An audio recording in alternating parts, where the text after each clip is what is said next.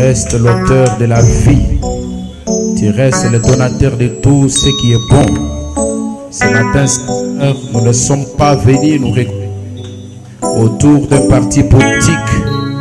Nous ne sommes pas venus nous regrouper autour d'une quelconque philosophique. Mais nous sommes ici pour observer et contempler la gloire du Dieu invisible. Nous demandons que toi, tu puisses maîtriser chaque situation, Seigneur, parce que tu as été capable de maîtriser la mort, de maîtriser la tombe et le séjour des morts. Nous croyons que tu es capable de maîtriser toute petite ou grande arme de l'ennemi aujourd'hui. Nous te prions, Seigneur, de nous effacer de la scène, d'écarter la chair et de faire intervenir l'esprit. Enfin, Seigneur Jésus, que la pensée qui sera mise sans Dieu bien-aimé, mais voici entre tes mains, je suis faible, mais c'est toi qui es fort. Et je veux que toi, tu puisses par ta force et ta puissance manifester ton autorité et ton élévation au Dieu de gloire au-dessus de l'humilité de l'homme, Père éternel, Dieu de grâce. Je ne connais rien, je ne suis pas plus que ce peuple devant qui je me tiens ce matin. Au contraire, je suis son serviteur. Et je demande, Père éternel, que tu puisses me donner tout ce qu'il faut afin que je puisse être une bénédiction pour ce peuple, Seigneur. Puisses-tu prendre sous ton contrôle chaque esprit, ô Dieu bien-aimé, et faire en sorte que seul ton Saint-Esprit puisse pénétrer depuis la chair jusqu'au dernier siège. Dieu Tout-Puissant, Dieu bien-aimé, que le Saint-Esprit du Dieu vivant qui est retourné sur la terre le jour de la Pentecôte, que cet esprit-là qui est en Jésus puisse être ici ce matin, Seigneur Jésus, pour faire que chaque personne étant venue ici avec un besoin, avec une situation difficile, avec une question, ô Dieu bien-aimé, puisse trouver, rencontrer le désir de son cœur, retrouver la solution à ses désirs-là, Père. Dieu Tout-Puissant, j'ai besoin de toi. Ce peuple a également besoin de toi. Et je ne veux pas, ô Dieu, que nous puissions faire du théâtre ici, mais nous voulons que tout ce que nous faisons soit sérieux. Et que Père éternel, Dieu de gloire, à la fin de tout, chaque personne sorte avec une pensée pour dire, mon cœur est en train d'être secoué lorsque le Seigneur me parlait. Parce qu'ici, ils ne sont pas venus pour que l'homme puisse leur parler, mais ils sont venus pour que toi, tu leur parles. Dieu bien-aimé, mais en même temps aussi, il y a d'autres qui ne sont pas venus avec une attente afin de recevoir quelque chose de bon. Mais il y en a, Seigneur, qui sont des instruments entre les mains de Satan pour pouvoir, ô Jésus, troubler ton œuvre, pour donner la distraction, pour, Seigneur Jésus-Christ, faire volatiliser les pensées des gens, pour créer le sommeil, la fatigue, les faiblesses. Mais Père éternel, je déclare que tous ces esprits soient liés dans le nom de Jésus-Christ, parce qu'ici se trouve l'ange de l'Éternel. Et je veux que l'ange de l'Éternel prenne le contrôle d'un coin à l'autre de cette assemblée. Oh Dieu bien-aimé, afin de diriger les choses et de faire réussir, Père éternel, Dieu de gloire, cette véritable réunion, oh Dieu, pour laquelle nous sommes venus ici. Sois avec nous, Seigneur, dans les quelques minutes que nous allons parler. Soutiens notre foi, élève la paix et puisses-tu transformer les vies de tes enfants et nous restaurer pour que nous puissions prendre les chemins de l'Éden. Nous avons besoin de toi et nous voulons que tu nous encadres du début jusqu'à la fin dans les noms puissants et très merveilleux de notre Seigneur et Sauveur Jésus-Christ. Amen. Amen. Que le Seigneur vous bénisse richement. Pour ceux qui n'étaient pas là au milieu de la semaine, je crois que le dimanche passé, le pasteur vous avait annoncé l'arrivée d'un pasteur venant de Lubumbashi. Et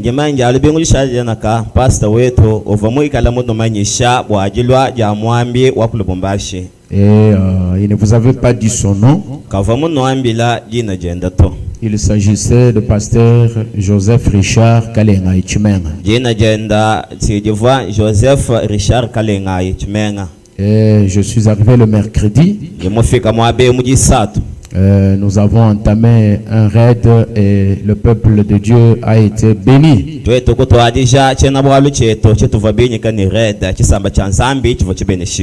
Et je crois que ceux qui étaient là, ils peuvent lever la main pour témoigner qu'ils ont été bénis.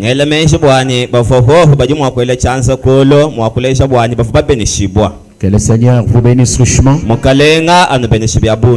crois que le Seigneur est en train de visiter son peuple.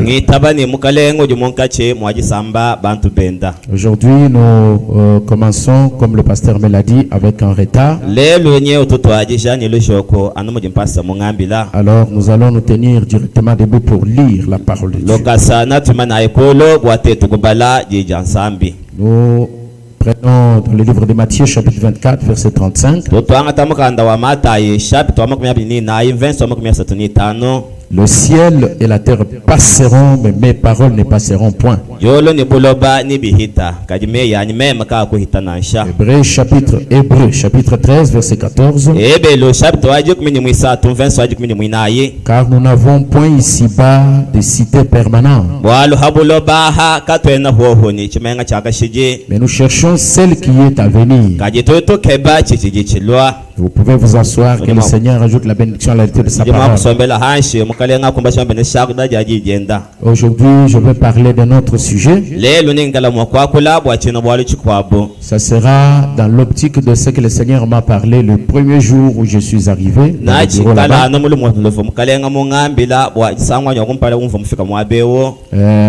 Il m'a dit la mission pour laquelle il m'a envoyé ici. Et j'étais vraiment convaincu de ce que Dieu m'a dit. Parce qu'il a commencé d'abord par poser des jalons qui répétaient exactement ce qu'il m'avait dit de l'autre côté.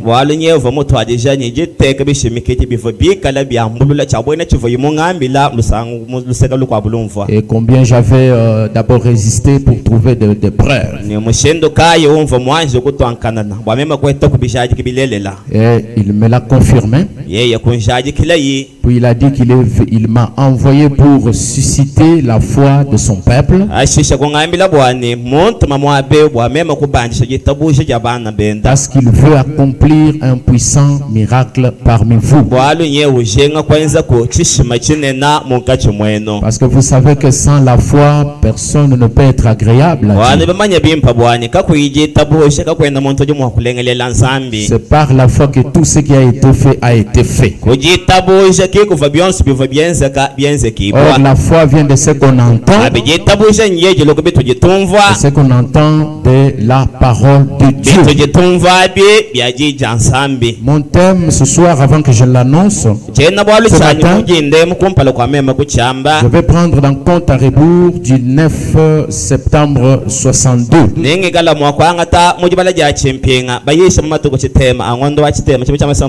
Au point 23, frère Barnum dit. Donc les choses qui ont été faites, des choses invisibles. Il dit les choses qui ont été faites, des choses invisibles. Or, j'ai appris pendant toutes ces années que toutes les choses naturelles sont des types de choses spirituelles.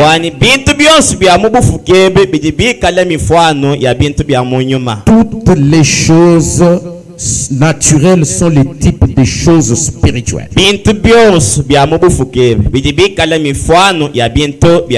Vous dites amen à ce que Fabana me dit. Et maintenant, souvenez-vous bien de ceci. Chaque fois que vous voyez une chose naturelle, cette chose est un type d'une chose spirituelle. Il dit chaque fois. C'est pas quelquefois. Chaque fois que vous voyez une chose dans les naturels, ou plutôt une chose naturelle, cette chose est un type d'une chose spirituelle. Il dit, voyez, toutes choses sont faites d'après les choses invisibles. Voyez, les choses naturelles sont alors un reflet des choses spirituelles. Et si vous prenez ce sermon que Frère Branham a prêché, le compte à rebours, là où nous venons de lire, vous allez comprendre qu'il commence à utiliser comme type l'avion, le cheval, le bouquet, l'automobile. Et il change, il commence à parler des oiseaux. Il commence avec la poule. Il passe l'aigle, ainsi de suite. Alors il prend des choses qui sont dans le naturel, y compris les choses artificielles. Parce que c'est dans le naturel. Ce sont des choses que nous touchons. Ce sont des matières. Ce sont les choses que nous vivons. Et il dit chaque fois que vous voyez ces choses, là typifient quelque chose dans le spirituel. Mais par exemple, lorsque Frère marche en route, il voit une boîte de cigarettes. Et il lit ce qui était écrit ça dessus. Le filtre d'un homme qui réfléchit. Et directement cela lui donne l'inspiration pour quelque chose de spirituel. Un homme spirituel, il est inspiré constamment par des choses qui se passent autour de lui.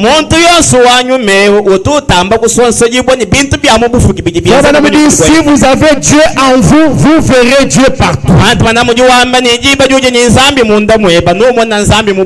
C'est pourquoi Frère Branham pouvait prendre les histoires qu'il avait palpées quand il était à la chasse. Et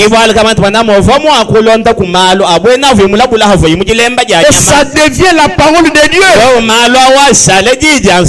Alors ce matin, je vais parler sur un thème intitulé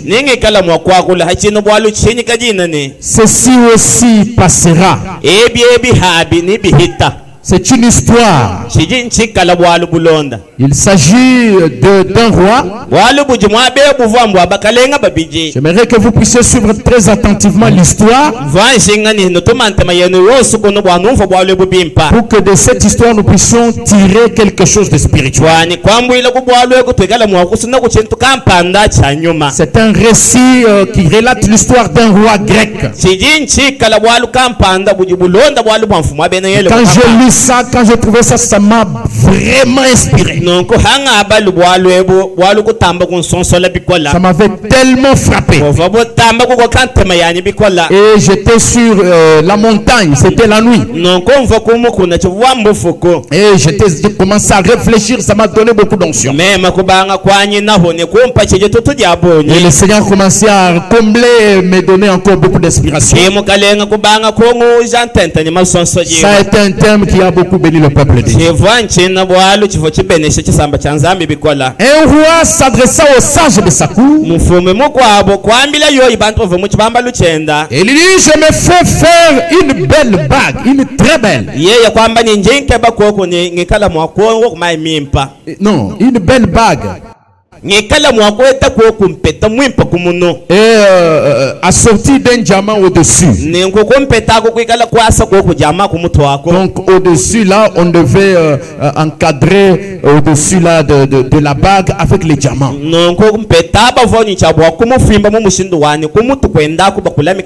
Et ça doit être un diamant magnifique.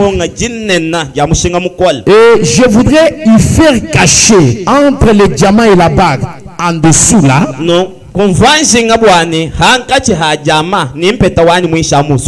je voudrais cacher là-dedans un message qui me sera utile dans une situation désespérée. Je veux que vous soyez très attentifs. Est-ce que nous sommes ensemble? Voilà, soyez attentifs du premier siège jusqu'au dernier là. Je voudrais me faire une bague. Une bague que je vais porter partout où je vais aller. Mais il faut que je puisse y faire surplomber d'un diamant. Et entre le diamant et la bague en dessous là, je veux qu'on puisse y cacher un message qui me sera utile dans une situation difficile. Et voici les caractéristiques du message. Il doit être court, afin qu'on puisse le cacher sous le diamant. Et il a appelé des hommes sages, des grands érudits, des gens qui avaient beaucoup étudié. Ils étaient tous capables de grands traités, d'écrire de grands livres. Mais il fallait trouver un message de pas plus de 3 mots. Il puisse l'aider dans une situation désespérée. Il s'y pencher, il réfléchir, mais ne pour trouver aucun message. Mais le roi avait un vieux serviteur. Il était comme son propre père, parce que c'est lui qui l'avait encadré. Et cet homme-là, on a fait appel à cet homme, parce que la mère du roi était morte pendant que l'enfant, le roi était encore tout petit. Alors c'est ce monsieur-là qui avait élevé le roi. Alors il a appelé ce vieil homme. Il lui a demandé, il dit, vraiment cher papa, je sais que je suis ton roi, et tu es un homme respectable, tu es un homme sage. Je veux avoir un message court mais direct qui peut m'aider dans toutes les situations.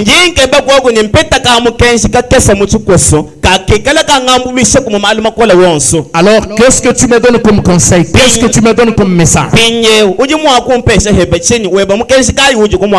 Et cet homme sage dit, il commence d'abord par nier, il dit, moi je ne suis pas sage, je ne suis même pas un savant, je ne suis pas un érudit, mais je connais un message, car il n'y en a qu'un seul. Personne parmi les gens ne peut te le donner. Seul un être réalisé, un être spirituel suprême peut te donner ce message. Le message qui doit être caché dans le diamant, ça doit être un message fourni par un être surnaturel.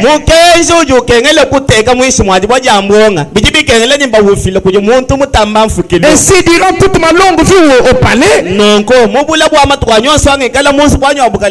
a eu une fois où cet homme surnaturel a visité ton père le roi.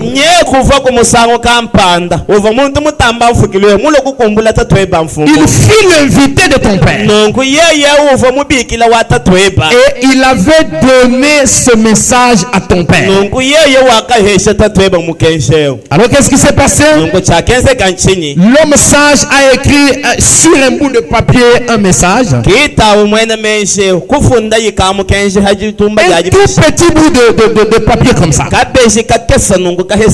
Il a lié ça, il a donné au roi. Il lui a dit, ne les lis pas, garde-les cachés dans la bague. Ne l'ouvre que lorsque tout le reste a échoué.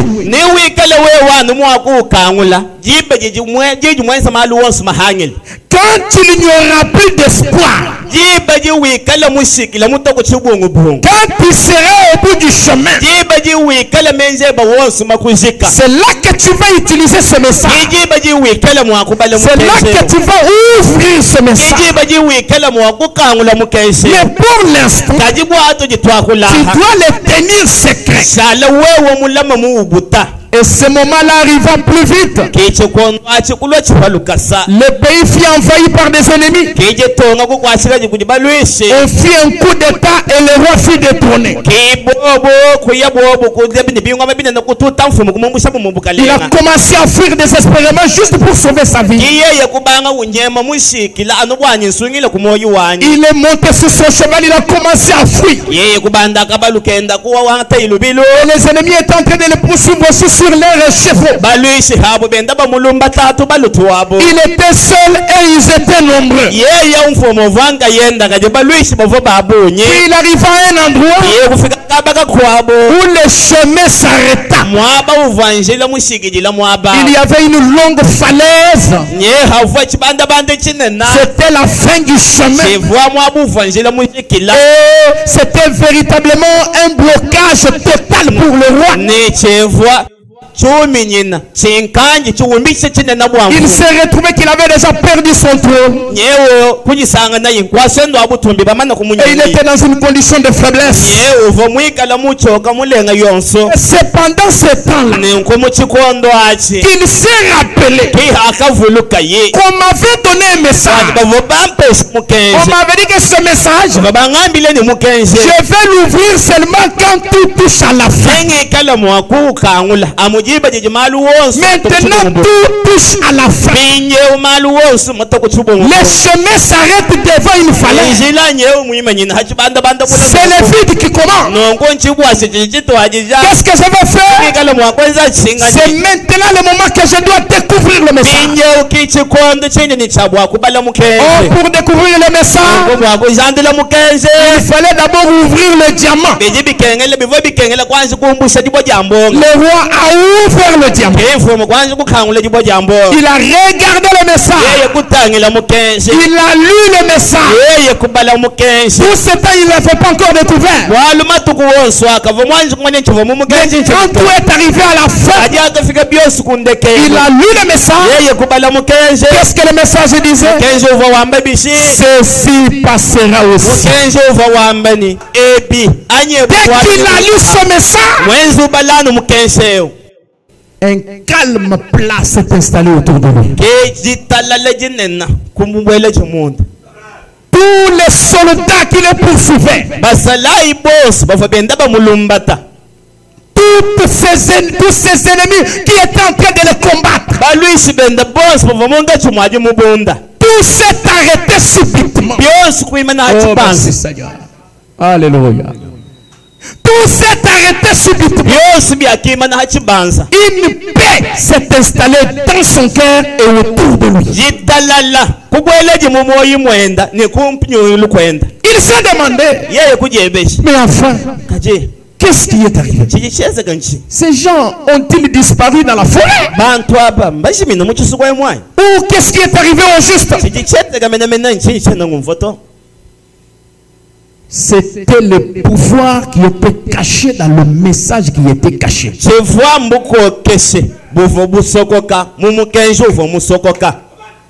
Et en lisant ce message, il n'y a pas eu que le calme. Non, il n'y a pas eu que le calme seulement. Mais aussi par ce message, ceci passera aussi. Le roi a retrouvé son trône. Il a annoncé le retour vers son trône. Quand il est retourné sur le trône, il a repris son pouvoir. Et là, tout le monde est en train de chanter, de jubiler. Et le roi a retrouvé son trône. La royauté a été récupérée. Maintenant, nous sommes dans la richesse. Tout va bien, tout va bien. Tout va bien, tout va bien. En ce moment-là, il appelle son vieil homme ça. Il dit ton message a été vraiment bénéfique pour moi. Alors maintenant, tout est bien. Qu'est-ce que tu me dis encore? Il dit c'est maintenant le moment d'ouvrir encore le même message. Non? Mais quand même tout va bien. Comment je vais ouvrir encore le message alors que tout va bien? Parce que je connais déjà ce que dit le message. Il dit non. Ce message devait aider quand tout va bien et quand tout va mal. Même quand il y a la gloire, même quand on a toute la joie, cette joie de la terre passera aussi.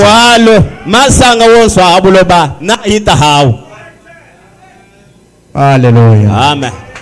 Les aigles ont déjà compris quelque chose. Et l'homme dit, il dit écoute ce que m'avait dit le Saint-Homme. Ce message n'est pas fait seulement pour le désespoir mais aussi pour le bonheur. Pas seulement pour la fête mais aussi quand tu es victorieux. Pas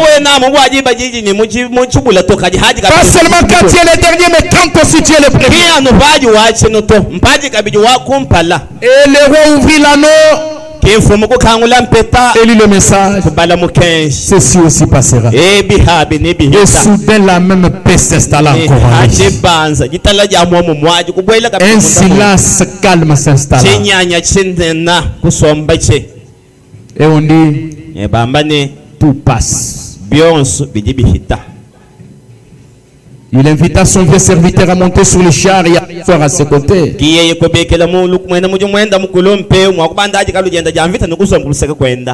Et il dit tout passe. Mais il n'y a que vous qui persistez. Et le vous là, on ne s'est jamais vu. C'est le vrai vous. Vous êtes la réalité. Tout le reste n'est qu'un rêve. Des beaux rêves, des cauchemars. Peu importe ce qui, peu importe. Ce qui importe, c'est celui qui est conscient du rêve. C'est pourquoi ce message devait être scindé en 3 parties. Quand rien ne marche, ceci passera aussi. Quand vous êtes en difficulté, ceci passera aussi. Quand vous êtes en location, ceci passera aussi. Quand vous avez faim, ceci passera aussi. Quand vous souffrez de tous les maux possibles, ceci passera aussi. Quand vous manquez d'habits pour porter, ceci passera aussi. Je suis venu ce matin pour vous consoler. Ceci passera aussi. Tu es malade, ceci passera aussi. Mais quand tu seras en bonne santé là, même quand tu auras l'argent là, même quand tu seras élevé là, même quand tu auras beaucoup de véhicules là, cela passera aussi. Il n'y a pas de cité permanente sur la terre. Tout passe. Mais il n'y a que le vrai vous qui va persister. Ecclésiaste chapitre 1 verset 1 jusqu'à 11 dit: parole d'Ecclésiaste, fils de David, roi de Jérusalem. Vanité de vanité, dit Ecclésiaste. Vanité de vanité, tout vanité. Quel avantage revient-il à l'homme de toute la peine qu'il se donne sous le soleil? Une génération s'en va, une autre vient. Et une génération s'en va, une autre vient. Et la terre subsiste toujours. Le soleil se lève, le soleil se couche. Il soupire après les lieux d'où il se lève de nouveau. Les vents se dirigent vers le midi, tournent vers le nord. Puis il tourne encore et reprend le même circuit. Tous les fleuves vont à la mer. Et la mer n'est pas éternelle. Il continue à aller vers les lieux où il se dirige. Toutes choses sont en travail au-delà de ce qu'on peut dire. L'œil ne se rassasie pas de voir. Et l'oreille ne se lasse pas d'entendre. Ce qui a été, c'est ce qui sera. Et ce qui s'est fait, c'est ce qui se fera. Il n'y a rien de nouveau sous le soleil. S'il y a une chose dont on dise, voici ceci, c'est nouveau. Cette chose existait déjà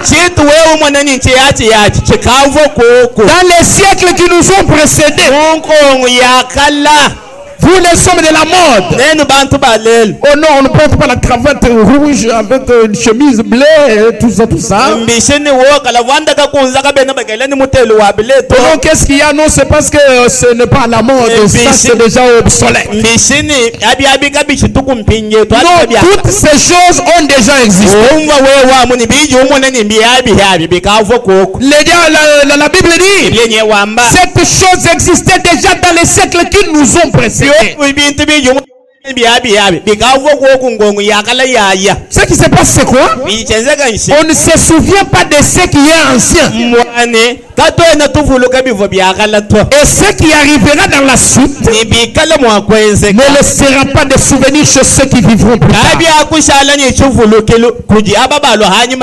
Frère Branham dit dans le message, l'histoire de ma vie, prêché le 19 avril 1959.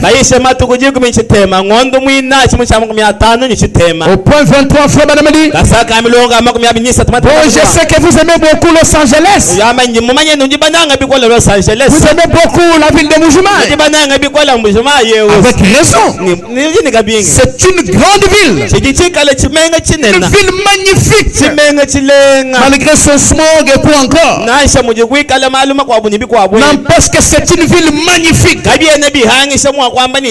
Le climat y est agréable. Mais cette ville n'est pas permanente. Elle doit avoir une fin. Hier, quand je me promenais, j'ai étudié à l'Institut Diala. Et j'étais même là-bas à Dialala. Le pasteur Sylvain connaît. Il se souvient des anciens moments. Et quand je descendais là, nous sommes allés avec le véhicule du pasteur. Je me suis arrêté au niveau des Katombes pour descendre en bas là-bas. J'étais en train de regarder la configuration et tout. Mais je me souviens, c'était comme ça, mais c'est déjà comme ça. Ici, il y avait une maison, mais c'était, oh là là. Il n'y a pas de cité permanente. Frère Branham a dit, je me suis trouvé à Rome, où on était de grands empereurs.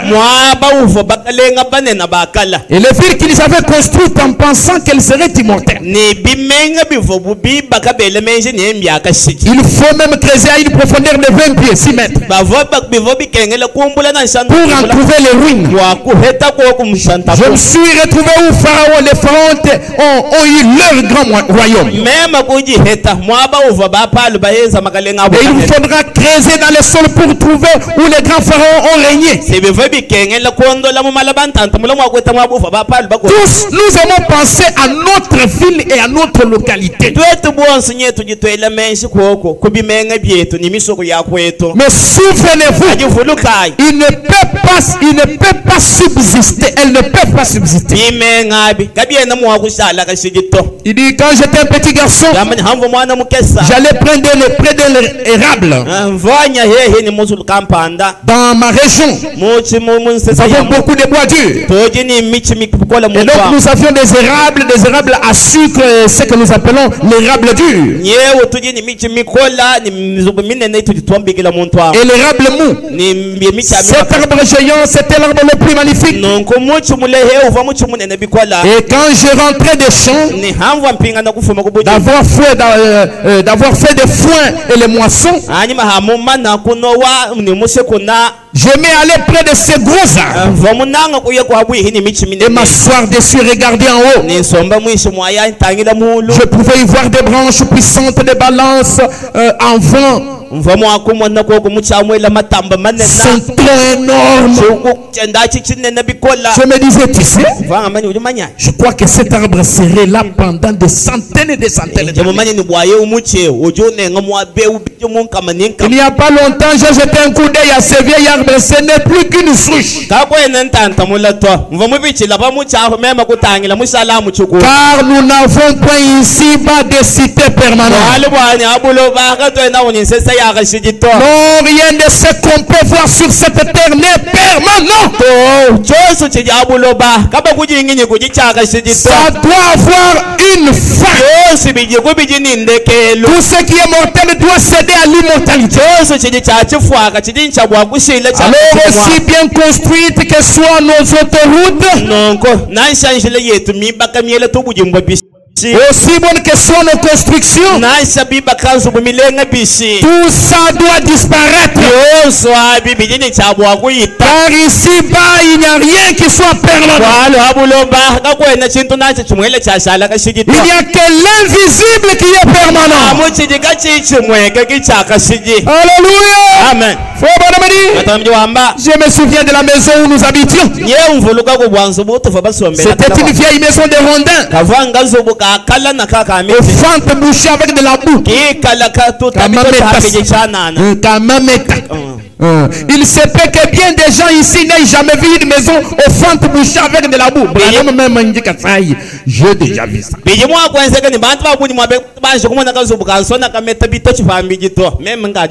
Frère, beaucoup de gens n'ont pas encore vu ça. Mais Richard Galenga a déjà vu ça. Il se peut que bien des gens n'aient pas vu ça.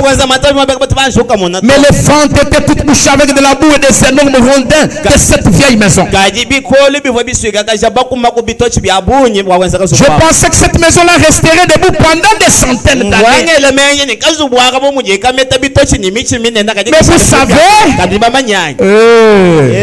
à l'endroit où il se trouvait cette maison, ils ont construit un complexe d'habitation.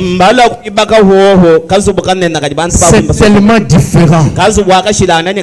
Madame dit, tout change. C'est pourquoi lorsque nous prenons Matthieu 24 et 35, le ciel et la terre passeront, mais mes paroles ne passeront pas. Hébreux 13, 14 dit, car nous n'avons point ici des cités permanentes, mais nous cherchons celle qui est à venir.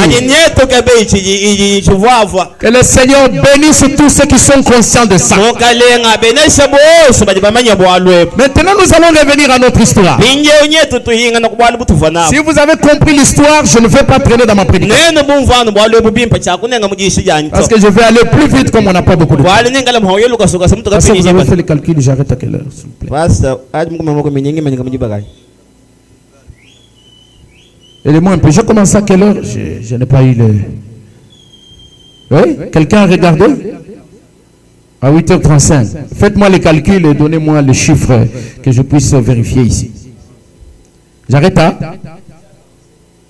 J'arrête à quelle heure? Vous me dites les minutes, s'il vous plaît.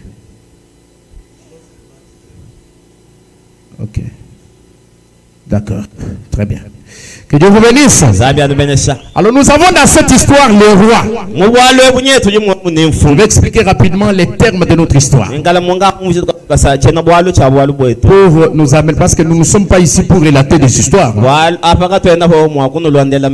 Et rester dans les histoires. Oh, Moïse a fait. Quand Paul était allé à telle ville. Et quand Pierre est allé à Jérusalem. Tout ça c'est bien. Mais nous devons prendre ce qui est historique et l'amener dans l'actualité. Le roi qui était au trône, ce roi-là c'était qui? Moi je dis que c'est toi. C'est moi le roi. Dans le message le Messie, prêché le 17 janvier 61. Vous êtes des rois. Vous dites amen à ça? Vous êtes des rois et des sacrificateurs. Quelqu'un peut me donner un amen puissant? Des rois pour faire entrer, des sacrificateurs pour servir, un messie, pour servir un messie. Vous dites amen à ça? Mais le roi avait un conseiller. Il avait des conseillers, des sages, des érudits et tout ça. À qui il a demandé, donnez-moi un message qui peut m'aider et tout ça. Et ils ont écrit de longs livres. Celui-ci est venu, il a écrit Genèse. L'autre est venu, il a écrit, je ne sais pas, Jérémie. Ils ont écrit beaucoup de livres. Et cela est devenu la Bible. Mais on voulait un message court qui pouvait être assez puissant pour calmer les situations. Un message qui pouvait donner le débouchement, la résolution à toutes les situations, les problèmes de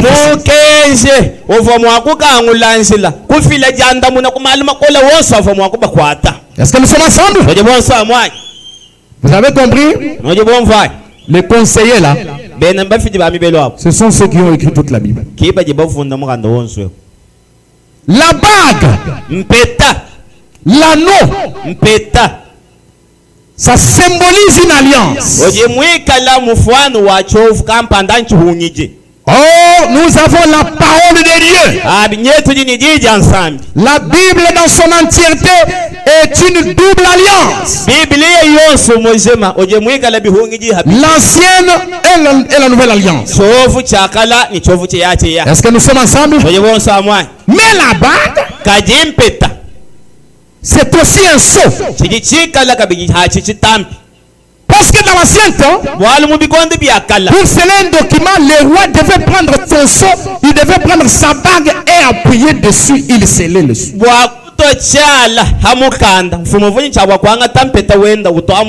Dans le message, une bannière, paragraphe 138. Prêché le 19 janvier 62. Dans l'ancien temps, les sceaux c'était généralement un anneau. Un homme qui ne savait pas signer de son nom avait juste un anneau. Il scellait cela. Tout ce qu'il voulait, on écrivait, eh bien, il avait juste, au lieu de signer son nom, il a posé son anneau dessus.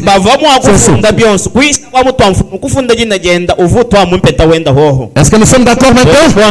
Donc la bague c'est la parole de Dieu. Donc c'est aussi la parole de Dieu, c'est aussi la Bible. Est-ce que nous sommes ensemble? Et cette parole de Dieu, la fameuse parole de Dieu, la glorieuse parole de Dieu, est scellée. Elle est fermée. C'est un sceau. Mais écoutez une chose. On devait prendre le petit message. Ce petit message-là, l'incruster entre le diamant et la bague. Est-ce que nous sommes ensemble? On devait l'introduire dans le creux. Puis prendre le diamant et cacher dessus. Et c'est ce qui rendait parfait même le sceau. C'est ce qui rendait parfait même la bague. Est-ce que quelqu'un peut dire amen? Alors nous avons là une Bible. Nous avons une Bible à double alliance. Une parole à double alliance. L'Ancien et le Nouveau Testament. Et ce message qui devait être introduit devait être scellé ou caché et surplombé d'un diamant. Cela est prouvé dans Daniel chapitre 12 verset 4. Toi, Daniel, tiens secrète ces paroles. Scelle le livre jusqu'au temps de la fin. Souvenez-vous toujours de notre histoire.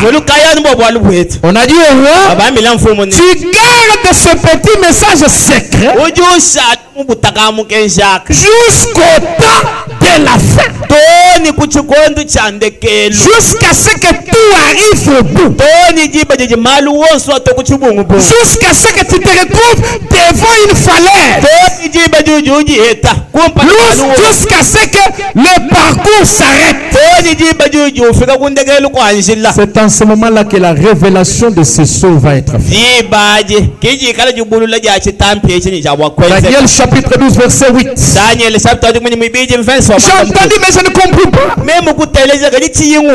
J'ai dit mon Seigneur, quelle sera l'issue de ces choses? Il répondit, va Daniel, car ces paroles seront tenues secrètes et scellées jusqu'au temps de la fin.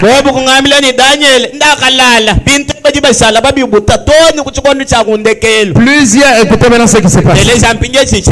Quand on révèle ça au temps de la fin, quelque chose doit se passer. Plusieurs seront purifiés, blanchis, épurés. Les méchants feront le mal. Aucun des méchants ne comprendra. Mais ceux qui auront l'intelligence comprendront. Ceux qui auront l'intelligence, et ils vont comprendre cela. Apocalypse chapitre 10 verset 4.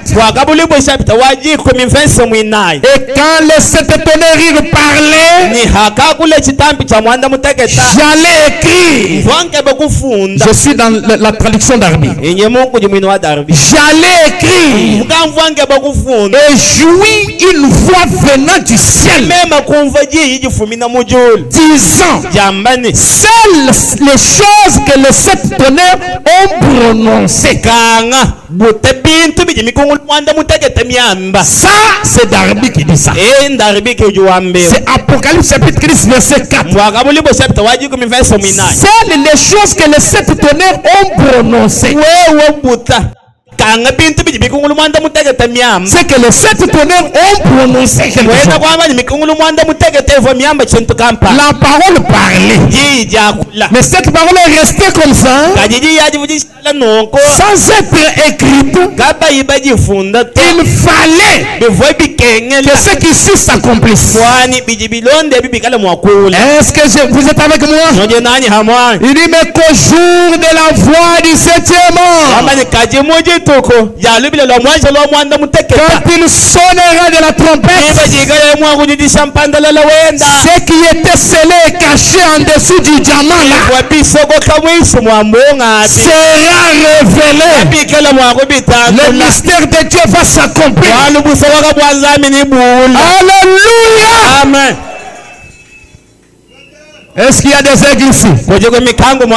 Est-ce qu'il y a des églises ici? Amen. Les diamants sur la bague C'était l'agneau lui-même. C'était Dieu lui-même. Est-ce que nous sommes ensemble? Mais Dieu, l'agneau, il a 7 corps. Il a 7 yeux. Est-ce que vous dites amen? Et frère Banamadi, les dons, paragraphe 25. Prêché le 7 décembre 56. Voyez-vous cela? Tenez. C'était Dieu en David. C'était Dieu en Joseph. C'était Dieu en Daniel. C'était Dieu dans une certaine portion. C'était Dieu dans une certaine proportion. Mais lorsqu'il est entré en Christ, il est venu dans la plénitude de son être. En lui, il y avait corporellement la plénitude de la divinité. Tout l'esprit de Dieu demeure en lui. C'est comme ceci. Maintenant, et pendant qu'il se manifeste, celui-ci va se disputer avec celui-là, disant: as-tu parlé en langue? As-tu prophétisé? Je saute un peu pour aller vite. Dieu est comme un gros diamant. Et tout diamant a une ébréchure. Un diamant a des ébréchures. Ce grand diamant est exposé à la lumière. Et le grand rayon de lumière émane de cela. Et ce sont là des messagers de Dieu. Donc Dieu lui-même, il est composé de ces messagers. Il dit des dons. Tout cela renvoie au même Dieu. Quelqu'un peut dire amen à la citation de Frère Branham. Donc le diamant que nous avons, qui devait être au-dessus de notre bague, c'est Dieu lui-même. C'est un diamant à 7 faces. C'est un diamant à 7 coins. C'est l'agneau de Dieu qui a été immolé. Il a 7 cornes. Il a 7 yeux. Ce sont les 7 esprits de Dieu devant le trône. Vous pouvez aller lire, je ne lirai pas le tout. Apocalypse chapitre 5 verset 6. Apocalypse 4 verset 5. Apocalypse 1 verset 4. Je vais lire juste le premier passage. Lis, et j'ai vu au milieu du trône des 4 êtres vivants et au milieu des veillards un agneau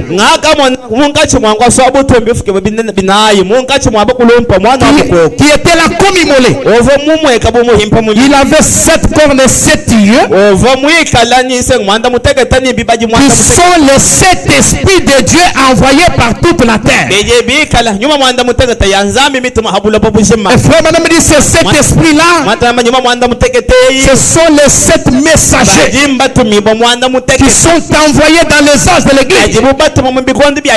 Mais ces 7 messagers, ce sont les propres yeux de l'agneau. Comme je peux le dire encore, ce sont les 7 faces du diamant. Vous dites amen à ça? Ce sont les 7 faces du diamant. Nous avons eu Paul, Irénée, Martin, Colomba, Luther, Wesley. Mais de tous ces messagers-là, de toutes ces faces de diamant-là, il n'y avait qu'une seule face qui était en contact avec les messages cachés. Pour découvrir le message qui était caché dans la bague, il fallait que la 7e face soit révélée. Pour découvrir le message plein de puissance, il fallait que la 7e face de notre diamant soit révélée. Parce que Frère Branham dit, qui révèle les sceaux, ce n'est rien d'autre que l'agneau lui-même. Personne n'est capable d'ouvrir le sceau. La Bible même dit, personne ne fut trouvé ni au ciel, ni sur la terre, ni sous la terre. Mais l'agneau, on dit à Jean, ne pleure plus, car l'agneau de Dieu, le lion de la tribu de Juda, a été trouvé digne d'ouvrir les sceaux. Alléluia. Amen. Est-ce que nous sommes ensemble? Celui qui ouvre le sceau, c'est l'agneau. Celui qui ouvre le sceau, c'est le diamant. Et le diamant a cette face. Quelle est la face qui ouvre le sceau? C'est la face qui est en contact avec le message caché à l'intérieur. C'est là-bas. Et lorsqu'on ouvre cette face cachée, il y a une lumière qui est émise. On commence à découvrir ceci passera aussi. Gloire à notre Seigneur Jésus. Zacharie chapitre 4 verset 1 jusqu'au verset 10. Mais je vais lire 7. Qui est-tu grande montagne devant Zorobabel? Qui sera aplani. Il posera la pierre principale au milieu des acclamations. Grâce, grâce pour elle. La parole de l'Éternel me fit adresser en ce mot. Les maîtres de Zorobabel ont fondé cette maison. Voilà, on plaçait le fondement et semé l'achèveront. Tu sauras que l'Éternel des armées m'a envoyé vers vous. Car ceux qui méprisaient les jours de faible commencement se réjouiront, en voyant les niveaux dans la main de Zorobabel. Et la Bible conclut pour dire, les 7 sont les yeux de l'Éternel qui parcourent toute la terre. Dans le message de grâce, du 27 août 1961, au prince 50, Frère Branham dit, et quand nous lisons plus loin, nous découvrons que Dieu dit, les mains de Zorobabel ont posé le fondement. Ils poseront aussi la pierre de fête. J'aimerais que vous remarquiez qu'il n'a jamais dit, il posera la pierre de langue, il posera la pierre de fête. Vous dites amen à ça? Est-ce que quelqu'un peut dire amen? Quelqu'un peut dire amen? 57. Mais maintenant, conformément à la prophétie, la pierre de fête viendra. Et j'aimerais que vous remarquiez que lorsque la pierre de fête vient, le chef qui va proclamer le message s'écriera: grâce, grâce. Car c'est par la grâce que nous sommes sauvés. Ce n'est point par les œuvres, afin que personne ne se glorifie. Et le message de grâce a été foulé aux pieds. Je sais pas encore, mais le véritable message de grâce reste le même. Et c'est là que Satan essaie d'éloigner la chose de l'église. Mais c'est par la grâce de Dieu que nous sommes sauvés. Les rois, c'est vous. Les rois, c'est vous. Nous avons marché avec cette Bible, ça fait 2000 ans. Toujours scellé. Pas de révélation. Seulement des réformateurs qui sont passés dans les âges. Mais quand nous arrivons au temps de la fin, il faut d'abord qu'il y a eu une sorte de régression. Les ténèbres ont commencé à s'engouffrer et devenir encore plus puissants. Et c'était un jour brûlé. Nous avons parcouru tous les ans de l'église. Et pendant ce temps-là, la sauterelle, les élèves, les gazam et les asiles ont dévoré l'arbre épouse. Et qu'est-ce qui est en train de se passer? Les rois qui autrefois étaient au trône, l'épouse qui autrefois était dans la domination, Dieu a fait que l'épouse puisse être dans l'autorité et la domination de son propre royaume. Dieu veut que l'épouse, Dieu veut que l'épouse soit dans l'autorité et la domination dans son propre royaume. Parce que la voix de l'épouse doit être égale à la voix de l'époux. La parole de l'épouse doit être égale à celle de l'époux. La signature de l'épouse est égale à celle de l'époux.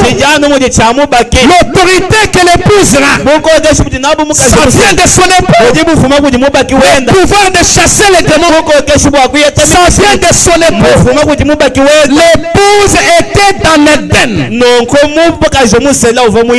L'épouse était dans la domination. Mais qu'est-ce qui s'est passé? Le roi qui est l'épouse a commencé à être chassé du trône. Et on a commencé à le poursuivre. Il a commencé à craindre même les mousseaux. Quelle peur. On a commencé à le suivre. On le suivait. Il partait.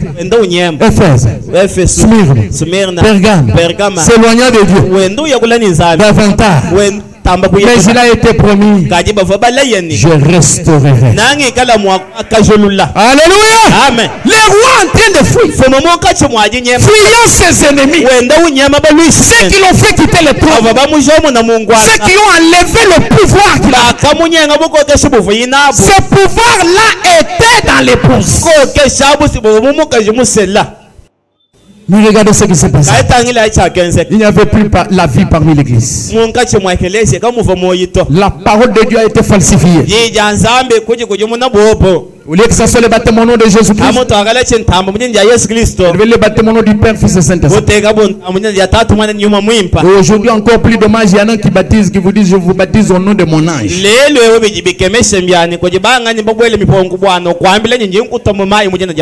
Que tout baptême qui n'est pas au nom de Jésus-Christ, c'est un baptême adultère. Et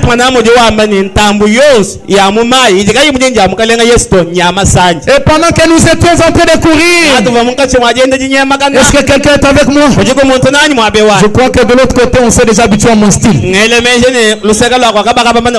je pense qu'ici quelques-uns se sont déjà habitués. Amen, amen. Pendant qu'on continuait, on s'éloignait du trône, on fuyait de ce que Dieu avait donné comme privilège à l'époux,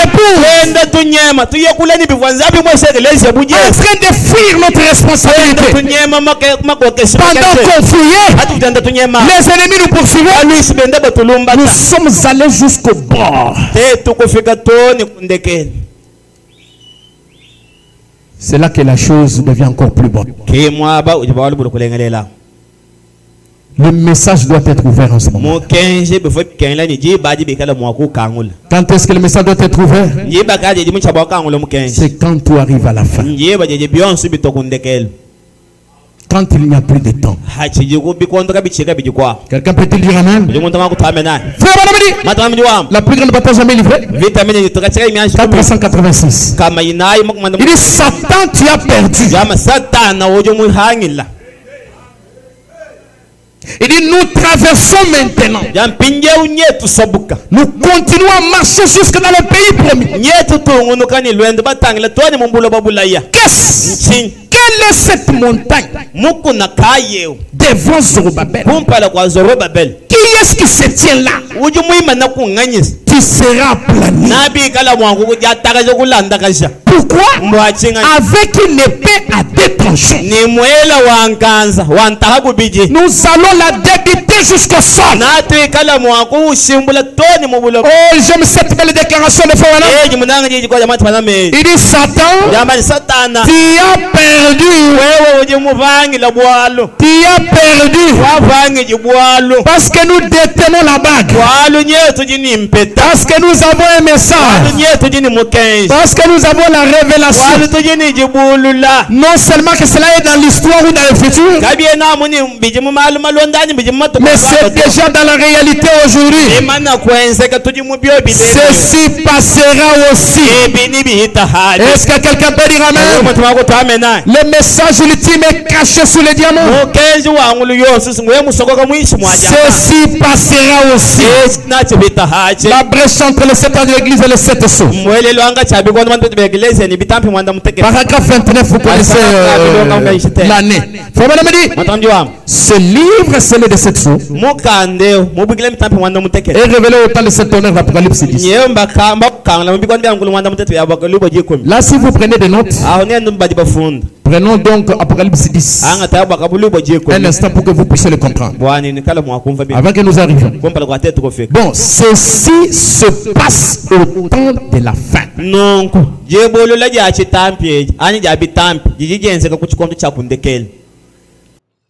Vous dites amen à ça? Ceci se passe au temps de la fin. Ce message-là ne devait pas être ouvert en cours des âges. Ça devait être ouvert quand ça? Au temps de la fin. Que quelqu'un dise amen à ça. Cela devait être ouvert au temps de la fin. Et l'agneau, ce n'est pas Frère Branham. L'agneau, c'est l'agneau. L'agneau, c'est le Seigneur lui-même. Mais seulement il est composé de 7 yeux. Et c'est le 7e œil qui fait le boulot de la révélation. Ça s'ouvre pour que nous puissions voir. Et c'est un aigle au temps de la fin. Et cet aigle-là, son nom c'est William Branham. Quelqu'un veut se fâcher? Fâche-toi même pendant 2 minutes. Fâche-toi même pendant 2 minutes. Tu vas reprendre après. Alléluia, alléluia. Jérémie chapitre 23 verset 16. Je suis en train d'aller un peu plus vite, je dois sauter un peu certaines choses. 23-16. Ici Dieu est en train de gronder aux faux prophètes qui donnent des faux messages aux gens. Ils leur disent oh, vous êtes dans la paix, vous aurez la paix. Ils se disent à tous ceux qui suivent les penchants de leur cœur. Ils disent à tous ceux qui suivent les penchants de leur cœur, il ne vous arrivera aucun mal. Mais la Bible dit, qui a assisté au conseil de l'Éternel pour voir, pour écouter sa parole, qui a prêté l'oreille à sa parole, qui l'a entendu. Donc, un véritable prophète de Dieu doit assister au conseil de l'Éternel.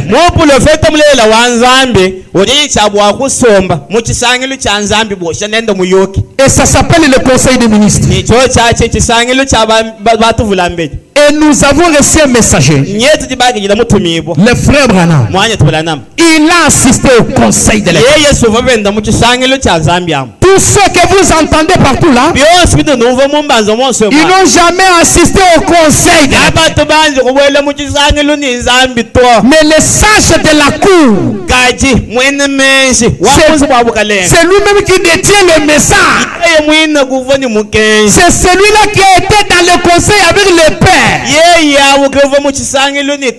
Ça s'appelle William Marion Branham. Que Dieu soit loué pour ceux qui croient ici. La mère du roi était morte. Et c'est l'église catholique romaine qui est morte à Nice, dit Frère Branham. Les serviteurs sages, c'est Frère Branham. Les serviteurs sages qui révèlent le message, qui donnent le message, c'est Frère Branham. Alléluia. Amen. Ce ne sont pas les réformateurs. Et le roi avait beaucoup de respect pour ses serviteurs. Nous devons avoir beaucoup de respect pour Frère Branham. C'est la dernière étoile qui est restée le plus longtemps possible dans la main de Dieu. William Marion Branham. Quand on appelle ces vieux sages pour lui demander mais qu'est-ce que je peux écrire là-bas, il dit non, je ne suis pas sage. Je ne suis pas un savant. Mais j'ai le message. Et Frère Branham n'a pas fait de grandes études. Il n'est pas un érudit. Il est sorti d'une famille pauvre. Mais il dit j'ai un message. La communion du 12 février 56. Paragraphe 16. Frère Branham dit je ne suis pas quelqu'un d'instruit. Permettez cela, s'il vous plaît. Mais je connais très bien l'auteur de ce livre. Et j'ai un message pour l'église. Amen. Amen. Et il ajoute, personne parmi ces gens de la cour ne peut te donner ce message. Ce message court, ce message est patent, ce message est puissant. Mais en réalité, quelqu'un qui doit te le confier, quelqu'un qui a la capacité de donner ce message, ça doit être un être surnaturel. Et c'est Elohim lui-même. C'est le Seigneur Dieu tout-puissant. Alléluia. Amen. Maintenant nous arrivons à l'atterrissage. Lorsque le mystère qui était caché dans la parole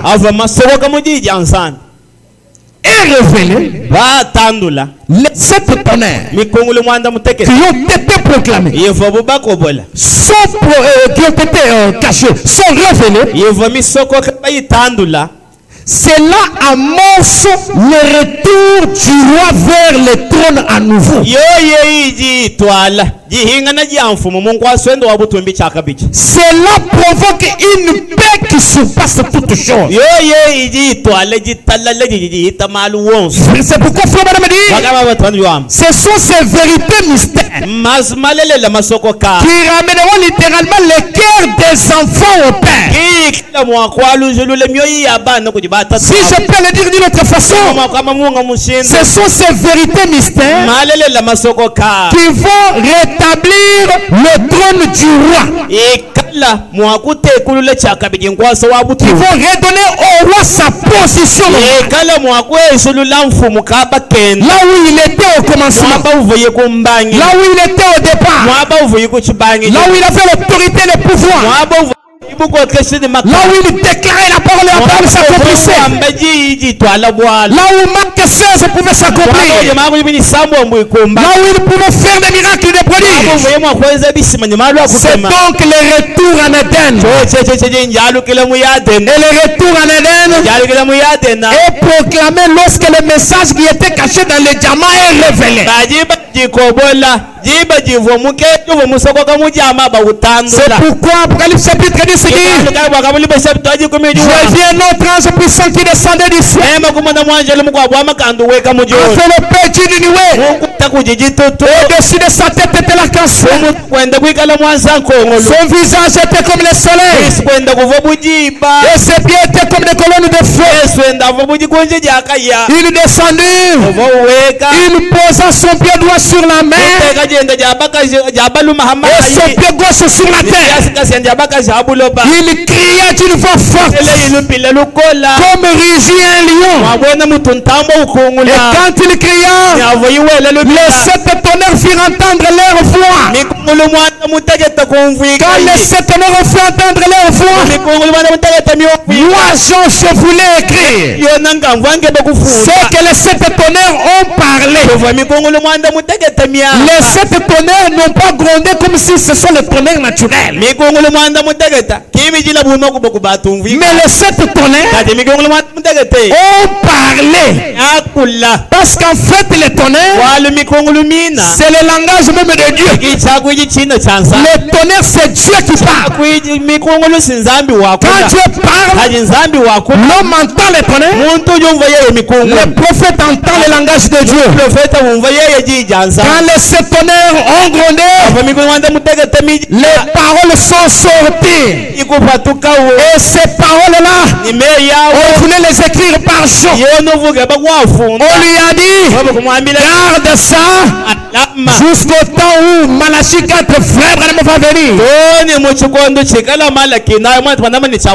William Branham viendra au temps de la fin, c'est alors que ces mystères seront révélés sous la trompette qui sera sonnée.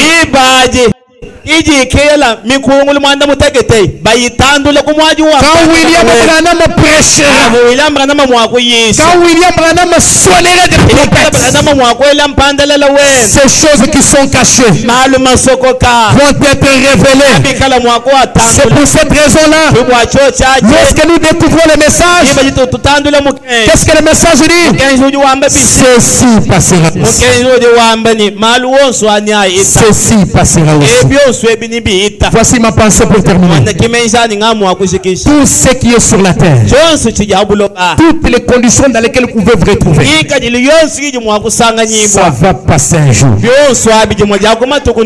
Si aujourd'hui vous êtes beau, vous êtes gaillard, vous avez toutes les bonnes choses que vous pouvez avoir autour de vous, sachez que ce n'est que le corps. Et ce corps un jour, il va être enterré.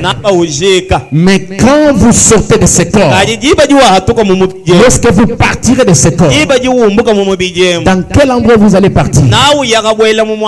Parce qu'il n'y a pas de moment ou d'endroit intermédiaire. Quand vous sortez de ce corps, vous avez un endroit où vous devez aller et qui doit être soit positif ou soit négatif. Et c'est maintenant que vous devez choisir ça. Le choix se fait pendant que nous sommes en vie. Peut-être qu'on t'a invité ce matin. Peut-être qu'on t'a dit il y a un nouveau prédicateur qui prêche chez nous. Et tu viens d'entendre le message. C'est ça la chose que tu n'aurais dû pas faire. Mais puisque tu as déjà entendu le message, laisse-moi te rendre l'évident que le corps commence à la maternité et il finit au cimetière. Mais à l'intérieur du corps, il y a un autre être. Cet être-là a un parcours à faire. Ce parcours-là se prépare par le message du 7e ange. Le secret qui peut faire que vous puissiez rentrer au trône ne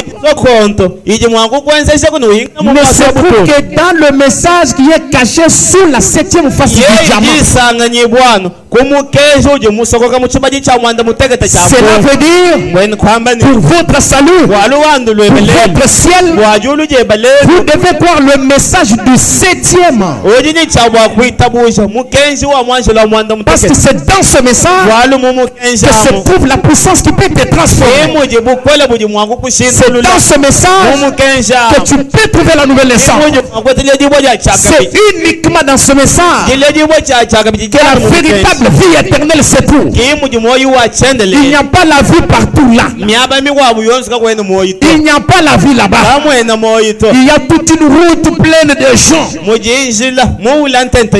tout vous est permis. Vous avez la facilité de faire ce que vous voulez. On va vous dire ce n'est pas mal de faire ça, ce n'est pas mal de faire ça, ce n'est pas mal de faire ça. Ça c'est la route large et spacieuse. Mais le chemin qui mène vers le ciel, la Bible dit qu'il est resserré. La porte qui mène vers le ciel, c'est une toute petite porte. Et un petit chemin, une petite porte, ce n'est pas une route où vous marchez avec les nous, mais c'est une route où vous marchez avec les jeux.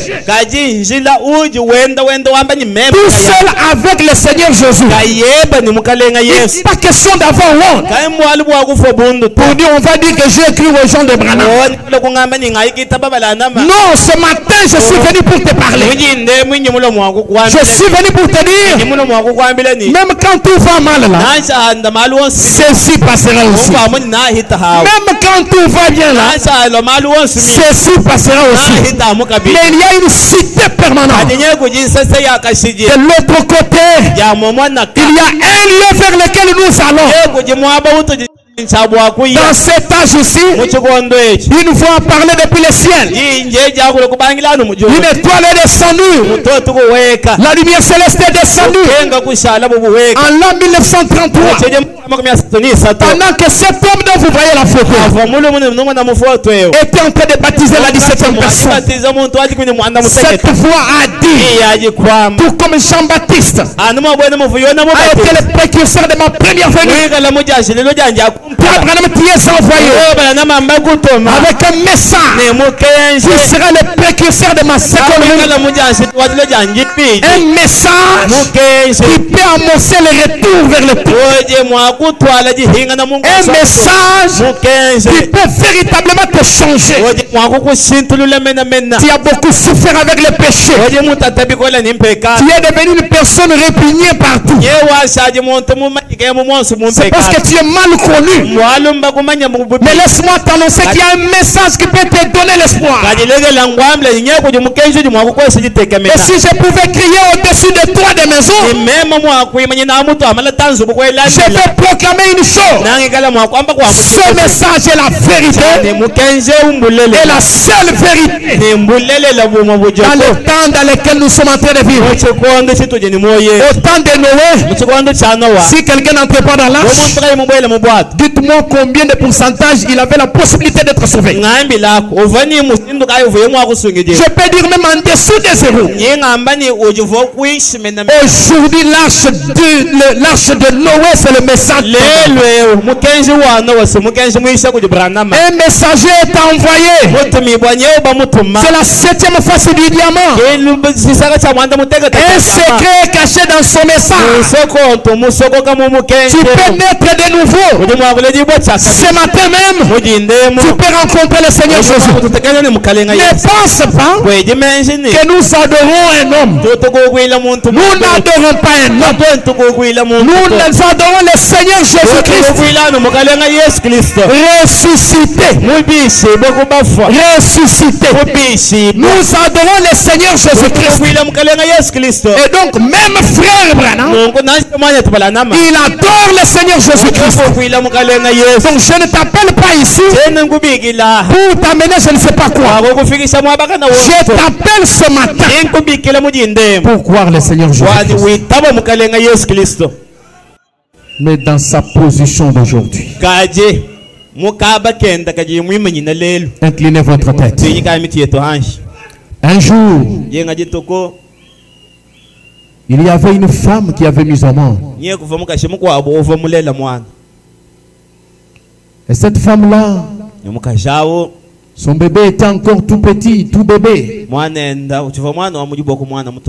Quelque chose s'est déclenché dans la maison. Le feu a commencé à consumer la maison. Si on peut donner un nom à ce bébé, c'était Moulanga. Mais remplacez votre nom là-dessus. Un jour, pendant que le feu est en train de brûler, la mère s'est jetée dans le feu. Elle a pris un drap, elle a mis dans l'eau, elle s'est couverte, elle a commencé à percer à travers le feu. Elle est allée parce qu'elle était tellement amoureuse de son bébé. Elle a dit, je ne peux pas laisser mon bébé mourir dans le feu. Elle est arrivée là où se trouvait le bébé dormi. Elle a enveloppé le bébé dans les draps frais. Et elle est sortie en train de se brûler le visage. Et là, c'était terminé. Des années sont passées. La beauté de cette dame a été abîmée. Cet enfant-là a grandi. Moulanga est parti, je ne sais pas, aux États-Unis. Un jour, elle a dit, je veux rentrer au village pour aller visiter ma mère. Et là, son ami a dit, je vais t'accompagner. Quand ils sont arrivés à l'aéroport, juste dans les hublots de l'avion, Moulanga et son ami ont commencé à observer et voir qu'il y avait une vieille maman qui était vraiment moche de visage. Tout le visage était brûlé. Et son ami a commencé à dire, hey, regarde cette maman-là. Elle est tellement moche, hein? Et Moulanga savait que c'était sa propre mère. Elle a commencé à nier sa mère. Elle a dit, oui, effectivement, elle est moche, hein?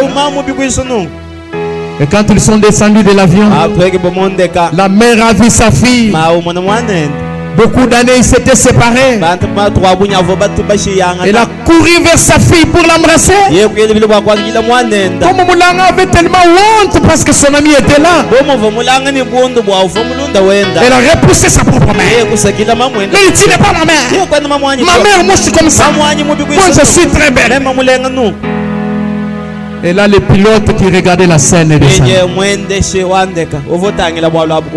parce qu'il était l'un des voisins.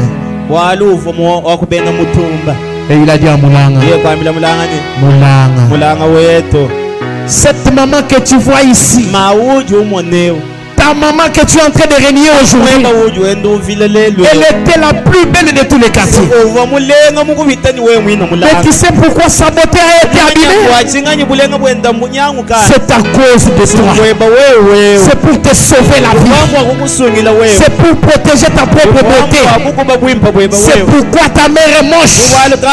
C'est pourquoi ta mère est couverte de pommes. Mais aujourd'hui tu es en train de régner ta mère. Moulanga, tu ne peux pas agir comme ça. Ce matin, je ne veux pas que tu sois une Moulanga. Jésus-Christ, il t'a sauvé. Il a versé son sang. Il t'a délivré. Il est devenu moche. Il a donné sa propre beauté. Et en ce temps de la fin, les gens jettent toutes sortes de discrédits sur lui. Les gens disent que nous avons cru dans un homme. Ils jettent beaucoup de discrédit sur le message. Jésus est le message. Jésus c'est ce message. Et puisque tu vois quelqu'un à côté de toi qui te connaît bien, tu es en train de renier ta propre mère. Est-ce que tu sais que c'est à cause d'elle que tu es en vie? Moulanga ne renie pas ta propre mère. Si quelqu'un a été touché par ce message, je vous invite à lever la main si vous n'aviez pas encore cru le message et vous voulez croire le message ce matin.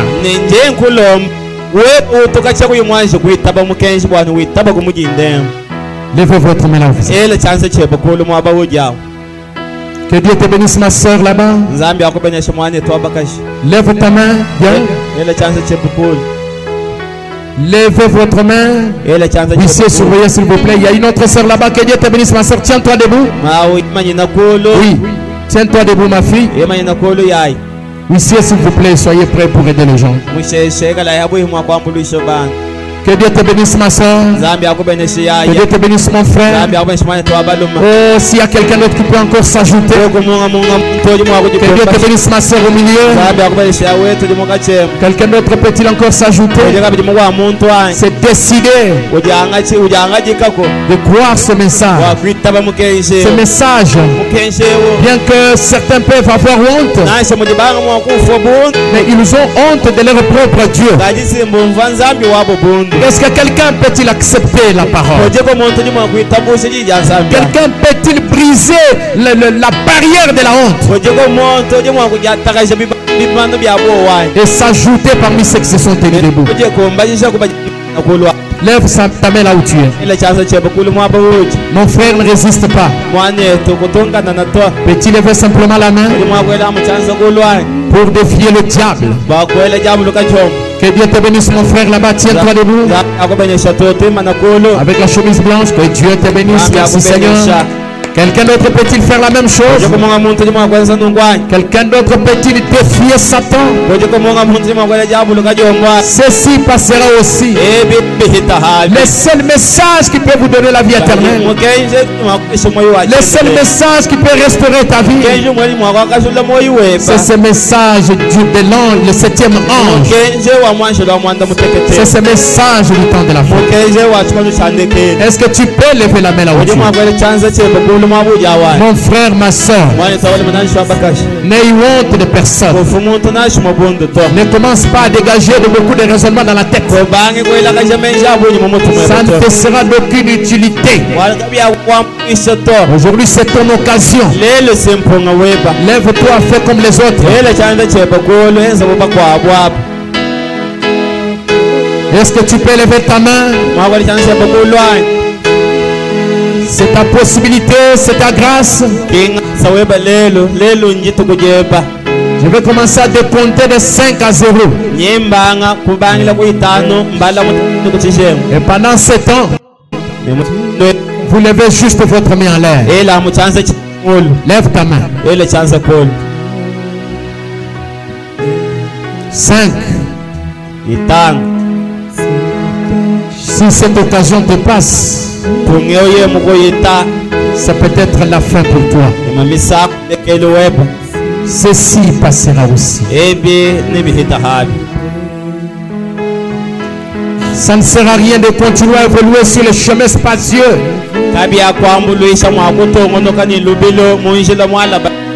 où tout est permis. Mieux vaut suivre le resserré chemin. Mieux vaut entrer par la porte étroite, mais qui mène à la vie éternelle. C'est une toute petite porte. Levez votre main. 4. Quelqu'un peut-il lever la main? pour confirmer qu'il a cru le message, qu'il prend la décision, il prend l'engagement de suivre cette vérité. Même si tu étais rétrograde, tu étais déjà parti dans les dénominations, tu as encore la possibilité de reprendre le chemin de la vérité.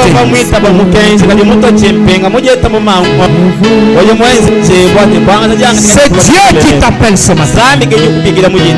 Dieu fait de toi ma soeur. Dieu fait de toi mon frère. C'est Dieu qui t'appelle. Est-ce que tu peux seulement prendre la décision? Que Dieu te bénisse mon frère. Lève ta main et tiens-toi debout. Merci Seigneur. Tiens-toi debout mon frère. Quelqu'un d'autre peut-il s'ajouter? Pendant que nous défendons toi. Quelqu'un peut-il s'ajouter encore? Mon frère, Jésus a besoin de toi. Jésus te réclame. Tous les biens de ce monde vont passer. Les belles villes, ça va passer. Les choses du monde vont passer. L'argent, ça va passer. Mais c'est la parole de Dieu. Mais quelle parole? Une parole modifiée, une parole falsifiée, non, une parole pure, une parole révélée. Que ceux qui se sont tenus debout avancent. Avance ma soeur, avance mon frère. Oui, avancez ici devant. Pendant qu'ils sont en train d'avancer, je veux que les autres restent toujours la tête inclinée dans le respect, en priant pour les âmes. Je suis à 2 maintenant. 2. Quelqu'un peut-il s'ajouter encore? Si tu entends la voix du Seigneur, ne résiste pas. N'endurcis pas ton cœur. Je suis en train d'aller à 1 maintenant. Avant d'arriver à 0, je veux que tu profites. Que tu t'avances ici pour prendre un véritable baptême dans le nom de Jésus-Christ et commencer le processus vers le baptême du Saint-Esprit. Que quelqu'un peut-il encore s'ajouter à ce nombre? Je veux que tu t'ajoutes ici. Mon frère, ma soeur, avant qu'on aille à 0, que le Saint-Esprit touche ton cœur et que tu t'élèves de toi-même, que tu défies le diable pour lui dire: je ne suis pas ton homme, je ne peux pas rester assis pendant que la parole est en train de t'annoncer. Oh Seigneur Jésus. Ma soeur, tu es là? Lève ta main. Oui, ma soeur, tiens-toi debout, viens ici. Viens ici, que Dieu te bénisse. Il y a une soeur qui a levé la main derrière là. Tu peux bouder s'il vous plaît. Quelqu'un d'autre peut-il s'ajouter encore?